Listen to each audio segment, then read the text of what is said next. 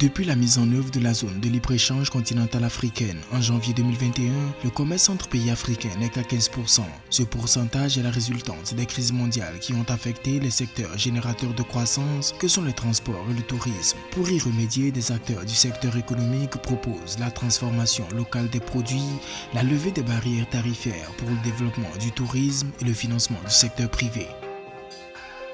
La Côte d'Ivoire continue d'accroître ses volumes d'exportation de caoutchouc naturel. Au premier semestre 2022, le pays a exporté du caoutchouc pour 614 000 tonnes, en hausse de 14,5% par rapport au premier semestre 2021, soit une hausse de 18,5% par rapport à juin 2021. De retour sur le marché financier de l'UEMOA après plusieurs mois d'absence, le Mali sollicite 270 milliards de francs CFA pour rembourser ses dettes. La dernière sortie de l'État malien sur le marché remonte à décembre 2021, lorsque Bamako avait émis un emprunt obligataire de 20,2 milliards de francs CFA à maturité de 1 an.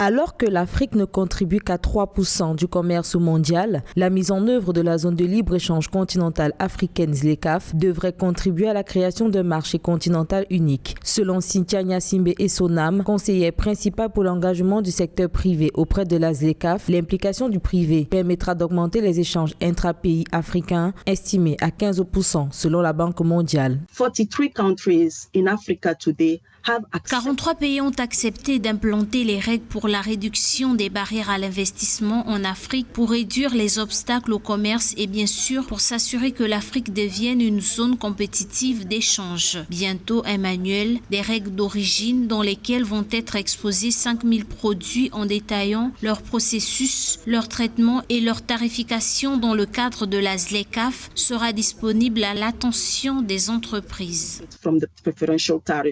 Grâce au secteur privé, les 43 pays signataires de l'accord de libre-échange continental entendent transformer les matières premières dans les pays producteurs pour une harmonisation des prix et une traçabilité des produits manufacturés. Une initiative qui vise à lever les barrières tarifaires, mais surtout à permettre la circulation des personnes et des biens, comme l'indique Moussadek Bali, président directeur général du groupe Azalei. On nous a présenté le passeport africain sous la présidence du président Kagame quand il dirigeait l'Union africaine, mais c'est resté un vœu pieux pour l'instant. Donc, il faudrait qu'un Africain puisse voyager dans les 54 pays africains sans visa ou bien visa on arrival.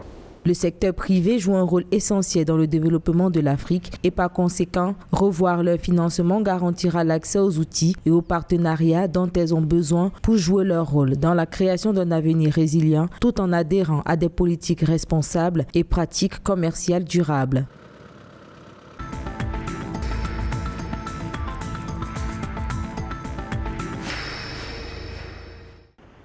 La Côte d'Ivoire connaît un accroissement des volumes d'exportation du caoutchouc naturel. Au premier semestre 2022, elles se sont élevées à 614 000 tonnes, en hausse de 14,5% par rapport au premier semestre 2021. Notons que le pays exporte de moins en moins de fonds de tasse au caoutchouc peu transformé. Les principaux pays destinataires du caoutchouc ivoirien sont la Malaisie, 23% des exportations, la Chine, 20% et l'Inde, 9% des exportations. À noter que la Côte d'Ivoire ne cesse de renforcer sa position en battant bon nombre de ses homologues asiatiques et des pays traditionnellement producteurs de caoutchouc.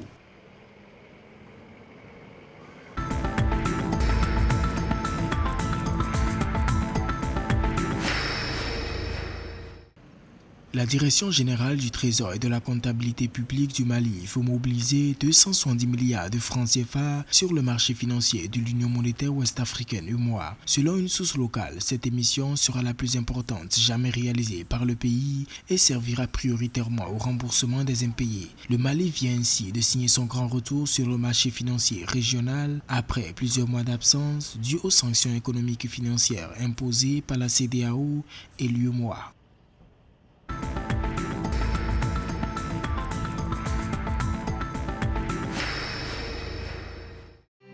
Women's Economic Empowerment Funds, WeFunds, le Fonds d'autonomisation économique des femmes, a investi 250 millions de francs CFA, soit 381 000 euros, dans Dialibatu Invest, la société spécialisée dans la torréfaction et la production de café moulu en sachets et capsules, commercialisé sous la marque Dialibatu Café Touba au Sénégal. Le financement permettra à la société de tripler sa capacité de production avec l'acquisition de nouvelles machines, mais aussi de construire une nouvelle unité de production dans la zone industrielle de Thiès sur 2000 m², selon le cofondateur et gérant de Dialibatu Invest, Magath Pathé Faye.